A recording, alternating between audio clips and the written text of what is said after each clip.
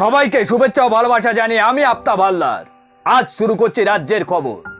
মুখ্যমন্ত্রী মমতা বন্দ্যোপাধ্যায়ের বিরুদ্ধে রাজ্যপালের দায় করা মানহানি মামলায় শুনানি শেষ, অন্তর্বর্তী নির্দেশ আপাতত মুলতবি রাখল হাইকোর্ট। গত সোমবার বিচারপতি কৃষ্ণ রায়ের এজলাসে মামলার শুনানি রাজ্যপাল আইনজীবী সোয়ালে বলেন, রাজ্যপাল সম্পর্কে মানহানির মন্তব্য করা হয়েছে। দুই নবনির্বাচিত বিধায়কের শপথ নিয়ে রাজ্যপাল চিঠি দিয়েছিলেন। সেই চিঠিতে কোনো ভয়ের কথা ছিল না। তারপরেও মহিলারা রাজভবনে যেতে ভয় পান, এই ধরনের মন্তব্য করা হয়েছে। এটা বিদ্বেষমূলক মন্তব্য। এরপর মুখ্যমন্ত্রীর আইনজীবী পাল্টা সওয়াল করে জানান, রাজ্যপালের বিরুদ্ধে দুটি অভিযোগ প্রকাশ্যে এসেছে।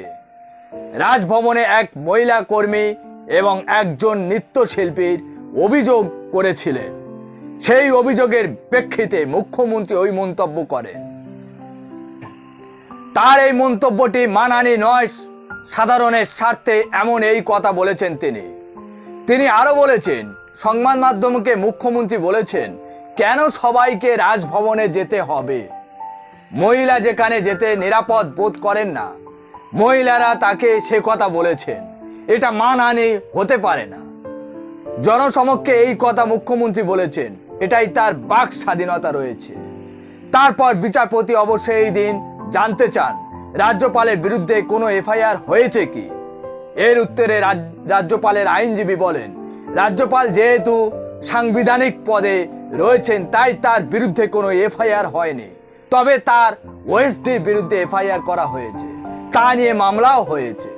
তারপর রাজ্যপালের আইনজীবী প্রশ্ন তোলেন, দুই নির্বাচিত বিধায়কের শপথ প্রশাসনিক কাজকর্মের মধ্যে পড়ে, কিন্তু সেখানে অন্য বিষয় জুড়ে দেয়া হলো কেন? দুপক্ষের বক্তব্য শোনার পর শুনানি মুলতবি করে দেন বিচারপতি বলেন, ফের মামলার শুনানি হবে। এখন প্রশ্ন হচ্ছে, আমাদের করের টাকায় রাজ্যপাল ভোগ বিলাসে ব্যস্ত থাকেন। রাজ্যপাল কোনো অন্যায় করলে তার বিরুদ্ধে কোনো এফআইআর করা যাবে না, অথচ যাদের করের টাকায় অর্থাৎ সাধারণ মানুষের পান থেকে চুন খসলে তার বিরুদ্ধে একের পর এক এফআইআর করা হয়। এটা কোন ধরনের আইন আমি বুঝি না। একজন সাংবিধানিক পদে থেকেও সংবিধানকে বুড়ো আঙুল দেখিয়ে কাজকর্ম করেন, তার বিরুদ্ধে কেন ব্যবস্থা নিতে পারবে না প্রশাসন বা আদালত? আমি প্রশ্ন রেখে গেলাম, উত্তর আপনারা দেবেন। আজ এখানে শেষ করছি। Tata, bye bye.